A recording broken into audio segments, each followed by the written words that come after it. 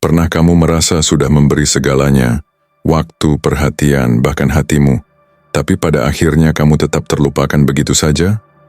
Sementara ada orang yang tampak biasa, tapi selalu dirindukan, selalu dicari, bahkan saat dia tak berusaha apa-apa. Kenapa itu bisa terjadi? Karena mereka punya 10 keterampilan rahasia yang membuat kehadirannya sulit dihapus dari ingatan. Mereka paham cara bermain di antara kata dan sikap. Mereka tahu kapan muncul, kapan diam, dan bagaimana meninggalkan jejak halus di hati orang lain. Di video ini, kamu akan diajak menyelami seni menjadi sosok yang membekas. Ini bukan tentang jadi orang palsu, tapi bagaimana jadi pribadi yang punya daya tarik alami, punya aura yang membuat orang selalu penasaran. Bayangkan, kamu tak perlu memohon diperhatikan. Kamu tak perlu repot cari validasi. Kamu cukup jadi dirimu. Tapi dengan sentuhan 10 skill ini, kamu akan jadi orang yang diam-diam dirindukan, bahkan saat kamu menghilang. Kamu akan belajar cara bicara yang membuat kata-katamu terus terngiang, gestur tubuh yang meninggalkan kesan mendalam, seni misteri yang membuatmu tampak berbeda, dan pola pikir yang bikin kamu mahal di mata siapapun. Mereka bisa menahan rindu, tapi pikiran mereka akan terus kembali padamu. Mereka bisa berpura-pura tak peduli, tapi hati mereka akan selalu mencari-cari alasan untuk mengingatmu. Ini bukan sekadar video motivasi. Ini adalah panduan hidup buat kamu yang siap jadi game changer di hidup orang lain. Yang siap jadi sosok sulit dilupakan, meski tanpa drama berlebihan. Kalau kamu merasa video ini berguna, jangan biarkan orang terdekatmu ketinggalan. Like, share, dan subscribe sekarang, karena setiap minggu akan ada rahasia baru yang bisa membuatmu selalu dirindukan, selalu dicari, dan selalu dirayakan. Selamat menonton, selamat mempraktikkan, dan lihat bagaimana hidupmu berubah tanpa kamu harus memohon untuk diingat. Selamat datang di permainan elegan yang hanya sedikit orang tahu cara memainkannya. Pertama, menguasai keterampilan ketenangan. Saya dulu tipe orang yang mudah terpicu emosi. Ketika pasangan saya mengatakan sesuatu yang tak sesuai harapan, saya akan langsung merespons dengan perasaan, kadang dengan marah atau defensif. Hubungan kami dulu sering diwarnai oleh reaksi spontan yang kurang produktif. Namun setelah mendalami filsafat Stoik, saya menyadari bahwa salah satu hal terpenting yang bisa kita lakukan dalam hubungan adalah belajar untuk tenang dan mengendalikan emosi. Stoikisme mengajarkan bahwa kita memiliki kendali penuh atas reaksi kita, bukan atas kejadian atau perkataan orang lain. Ketika saya mulai melatih diri untuk tetap tenang dalam setiap situasi, saya memperhatikan bahwa argumen yang dulunya kerap menjadi besar, kini berubah menjadi percakapan yang lebih terkendali dan penuh pengertian. Saat pasangan saya berbicara dengan nada yang mungkin terdengar menyakitkan, atau ketika kami berbeda pendapat, saya mengambil beberapa detik untuk menarik napas dalam-dalam sebelum merespons. Ketika kita tenang, kita memiliki waktu untuk mempertimbangkan perspektif pasangan dengan lebih terbuka. Saya mencoba mendengar bukan hanya kata-katanya, tapi juga emosinya.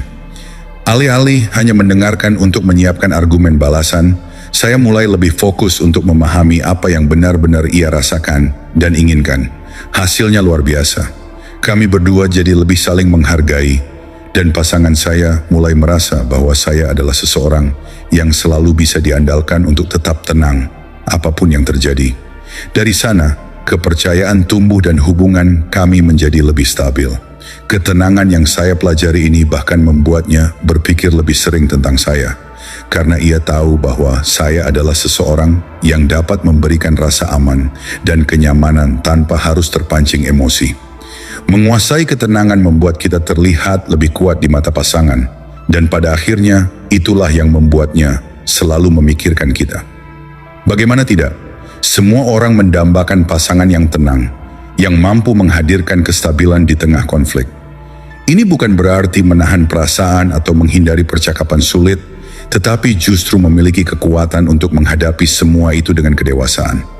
Ketenangan bukan hanya meredakan konflik, tetapi juga menjadi landasan cinta yang lebih kokoh. Kedua, membangun kesabaran dalam hubungan. Di masa lalu saya sering merasa frustrasi saat pasangan saya tidak merespons dengan cepat atau tidak sesuai dengan ekspektasi saya. Rasanya seperti ada tuntutan batin untuk membuat semuanya berjalan sesuai dengan yang saya inginkan. Tapi ketika mempelajari filsafat Stoik, saya mulai memahami bahwa orang lain juga memiliki waktu dan jalannya sendiri. Stoikisme mengajarkan bahwa kesabaran adalah seni untuk memahami ritme orang lain dan menghormati proses tersebut. Dengan belajar sabar, saya mulai menerima bahwa pasangan saya mungkin membutuhkan waktu untuk merenungkan sesuatu atau mungkin ingin menyampaikan pendapat dengan caranya sendiri. Ketika ada masalah, saya tidak lagi menuntut solusi instan. Alih-alih, saya berusaha memberikan ruang dan waktu baginya untuk menemukan jawaban terbaik tanpa tekanan dari saya. Hasilnya, percakapan kami menjadi lebih bermakna dan tidak terburu-buru. Contohnya, saat dia sedang menghadapi masalah pribadi dan saya ingin segera membantu, saya belajar untuk menahan diri. Daripada memaksanya untuk berbicara, saya memilih menunggunya sampai ia merasa siap.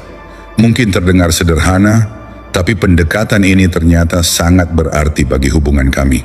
Ketika saya berhenti menuntut dan mulai menghargai prosesnya, pasangan saya menjadi lebih terbuka dan nyaman untuk berbagi.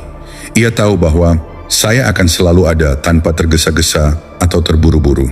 Kesabaran ini juga memberikan saya perspektif baru, bahwa kita tidak bisa memaksa kebahagiaan dalam hubungan.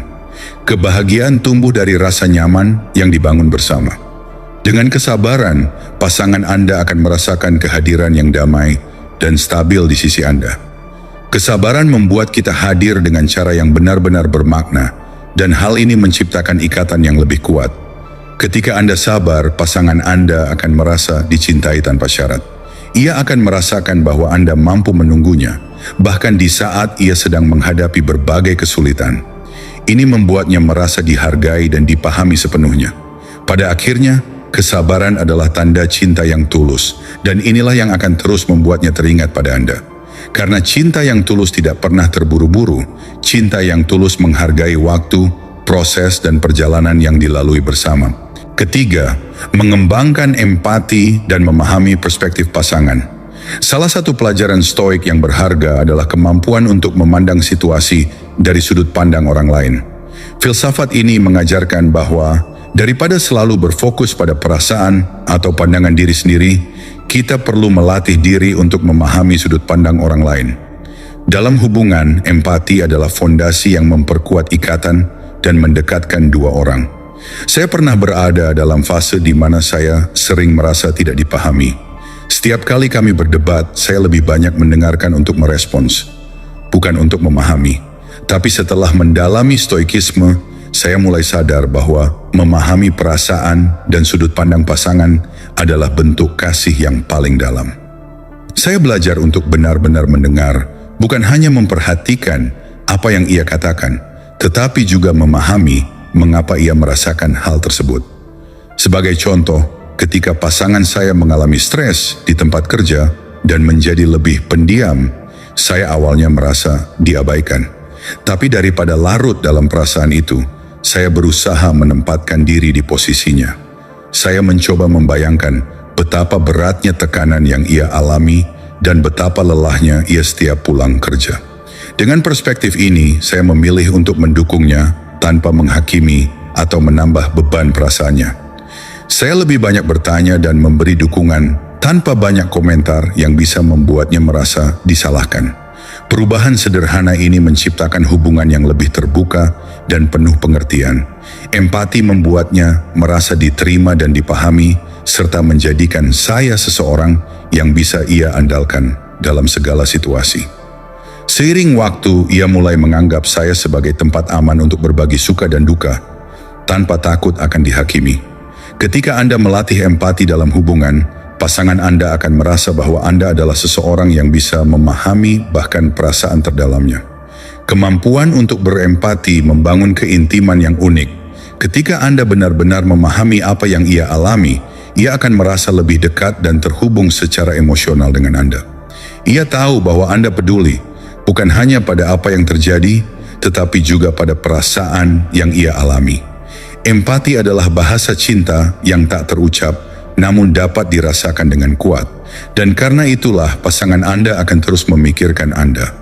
Karena dalam diri Anda, ia menemukan seseorang yang sungguh-sungguh hadir dengan hati dan perasaan. Keempat, melatih kontrol emosi dalam setiap situasi. Dalam hubungan, emosi bisa menjadi senjata paling berbahaya jika tidak dikendalikan dengan baik.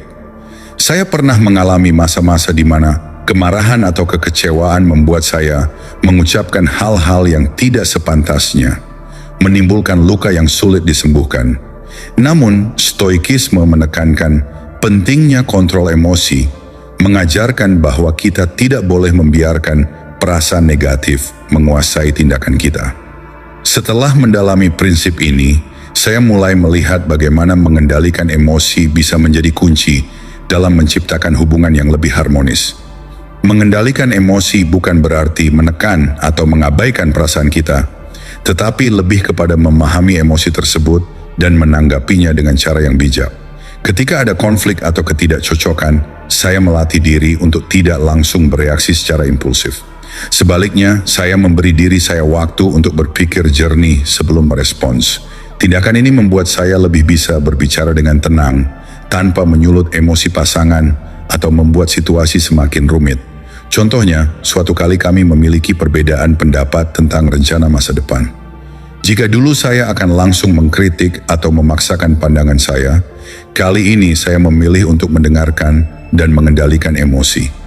Saya memahami bahwa mungkin perspektifnya berasal dari pengalamannya, yang berbeda dari saya.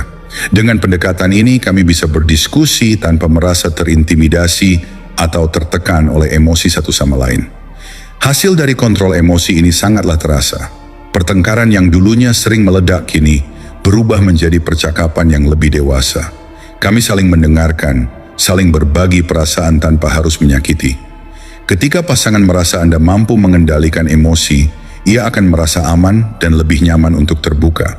Bahkan rasa percaya dan kagumnya terhadap Anda akan semakin dalam, karena Anda bukan hanya menahan diri dari amarah, tetapi juga memberikan contoh kedewasaan emosional yang luar biasa. Ketika Anda bisa mengendalikan emosi, pasangan Anda akan selalu teringat pada Anda sebagai sosok yang tenang, bijaksana, dan tidak mudah goyah. Kontrol emosi adalah kekuatan yang memberikan kepercayaan pada hubungan, karena pasangan Anda akan tahu bahwa apapun yang terjadi, Anda adalah seseorang yang bisa diandalkan. Mengendalikan emosi membangun ketenangan yang memancarkan kekuatan, dan inilah yang membuatnya memikirkan Anda terus-menerus, karena dalam diri Anda, ia menemukan kedamaian yang langka dan berharga. Kelima, menumbuhkan keberanian untuk jujur dan terbuka. Salah satu hal tersulit dalam hubungan adalah memiliki keberanian untuk jujur dan terbuka, terutama tentang hal-hal yang menyentuh perasaan terdalam atau ketakutan kita. Dulu, saya cenderung menahan beberapa hal, terutama jika saya merasa khawatir tentang bagaimana reaksi pasangan saya. Namun stoikisme mengajarkan bahwa kejujuran adalah inti dari kebajikan, dan bahwa keberanian untuk jujur adalah salah satu bentuk kasih sayang terbesar yang bisa kita berikan. Dengan keberanian untuk berbicara jujur, saya menemukan kedekatan emosional yang lebih dalam dan lebih bermakna dalam hubungan kami. Kejujuran bukan hanya tentang mengungkapkan pendapat atau perasaan, tetapi juga tentang keberanian untuk berbagi kerentanan kita. Pada suatu ketika, saya merasa tidak aman tentang aspek tertentu dalam hubungan kami. Awalnya, saya ragu untuk membicarakannya, karena takut akan dipandang lemah atau berlebihan. Tapi saya akhirnya memutuskan untuk membuka diri dan berbicara dengan jujur. Saya mengatakan bahwa ini adalah hal yang mungkin sederhana, tapi penting bagi saya. Ternyata pasangan saya merespon dengan sangat baik, bahkan merasa tersentuh karena saya berani untuk berbagi hal yang sulit. Keberanian untuk jujur menciptakan kepercayaan. Ketika Anda jujur, pasangan Anda akan merasa bahwa Anda benar-benar terbuka padanya, dan ia akan semakin terbuka pada Anda. Ketika saya berani berbicara jujur, ia juga mulai lebih terbuka tentang perasaan dan pikirannya, termasuk ketakutan dan keinginannya dalam hubungan. Kami berdua merasa lebih terhubung karena kami tidak hanya berbagi kebahagiaan, tetapi juga hal-hal yang lebih dalam dan seringkali sensitif. Selain itu, keberanian untuk jujur memperkuat komitmen dalam hubungan. Ketika Anda jujur, pasangan Anda tahu bahwa Anda tidak menyimpan rahasia atau perasaan tersembunyi. Ia akan merasa lebih nyaman dan yakin bahwa hubungan kalian didasarkan pada transparansi, bukan kepura-puraan atau kepalsuan. Kejujuran adalah wujud keberanian yang paling nyata, dan itu menunjukkan bahwa Anda menghargai hubungan ini dengan tulus. Pasangan yang melihat keberanian Anda untuk jujur akan merasa dihargai, karena ia tahu bahwa Anda tidak ragu untuk berbagi apa yang penting bagi Anda. Ia akan merasa bahwa hubungan kalian begitu dalam dan bermakna, hingga membuatnya memikirkan Anda tanpa henti. Kejujuran, meski kadang sulit, menciptakan ikatan yang kuat dan otentik, yang menjadi dasar hubungan penuh cinta dan kepercayaan.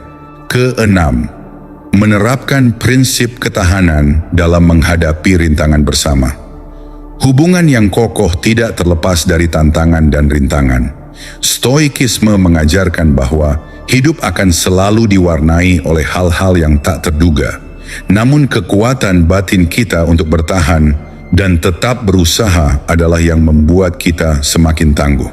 Dalam hubungan, ketahanan bukan hanya soal bertahan pada masa-masa sulit, tetapi juga membangun keyakinan bahwa setiap tantangan bisa diatasi bersama-sama. Ada masa ketika kami dihadapkan pada masalah yang cukup besar. Situasi tersebut membuat kami sama-sama stres dan bahkan sempat berpikir untuk menyerah. Namun prinsip ketahanan dalam stoikisme mengajarkan bahwa ujian ini adalah kesempatan untuk tumbuh lebih kuat, baik sebagai individu maupun sebagai pasangan. Saya mulai berpikir bahwa setiap rintangan yang muncul dalam hubungan bukanlah untuk menghancurkan, tetapi justru untuk memperkuat. Dalam situasi sulit itu, saya belajar untuk lebih mendukung dan memberikan dorongan tanpa menekan atau memaksa. Saya memilih untuk menunjukkan ketahanan bukan dengan bertindak impulsif atau cepat mencari jalan keluar, melainkan dengan tenang dan perlahan mencari solusi bersama. Kami duduk, berbicara dari hati ke hati, mendiskusikan bagaimana kami bisa melewati ini. Dalam proses tersebut, saya mencoba menjadi sosok yang bisa diandalkan, yang tetap tenang di saat badai datang. Ketahanan ini menciptakan rasa aman dalam hubungan kami. Ketika pasangan melihat bahwa saya tidak mudah menyerah, ia mulai merasa bahwa kami bisa menghadapi apapun bersama. Ia menyadari bahwa saya adalah seseorang yang tetap berjuang, meski rintangan yang ada tidak mudah. Ketahanan ini juga memberi pesan bahwa saya tidak hanya ada di sisi baik hubungan, tetapi juga siap menghadapi sisi sulitnya. Ketika kita menunjukkan ketahanan, pasangan akan merasa bahwa cinta dan komitmen kita bukan hanya di permukaan, tetapi sungguh-sungguh mendalam. Ketahanan dalam hubungan adalah jaminan bahwa apapun yang terjadi, Anda adalah sosok yang siap berjuang bersama hingga akhir. Hal ini akan membuat pasangan terus memikirkan Anda, karena ia tahu bahwa dalam diri Anda ada kekuatan yang siap menghadapi segala rintangan bersama. Ketahanan bukan hanya menguatkan hubungan, tetapi juga memperdalam rasa saling percaya dan cinta yang tak tergoyahkan. Ketujuh, menghargai kehidupan saat ini dan menghindari ekspektasi berlebih. Salah satu ajaran Stoik yang sangat berpengaruh bagi saya adalah hidup di saat ini. Dulu saya cenderung tenggelam dalam harapan-harapan tentang masa depan yang sempurna, sehingga seringkali lupa untuk menghargai momen-momen indah yang sedang saya alami bersama pasangan. Stoikisme mengajarkan bahwa mengandalkan ekspektasi tinggi dapat menyebabkan kekecewaan, karena kita tidak bisa mengendalikan masa depan. Dengan menghargai saat ini, saya mulai merasakan kedamaian yang lebih dalam dan keintiman yang tumbuh alami. Setiap kali kami sedang bersantai bersama, seperti saat makan malam atau hanya berbincang di sofa, saya berusaha untuk benar-benar hadir dan menikmati waktu itu. Sebelumnya, saya mungkin akan membiarkan pikiran saya melayang pada kekhawatiran tentang masa depan atau ekspektasi pada hubungan ini. Namun, kini saya belajar untuk melepaskan semua ekspektasi berlebih dan menerima momen saat ini dengan sepenuh hati.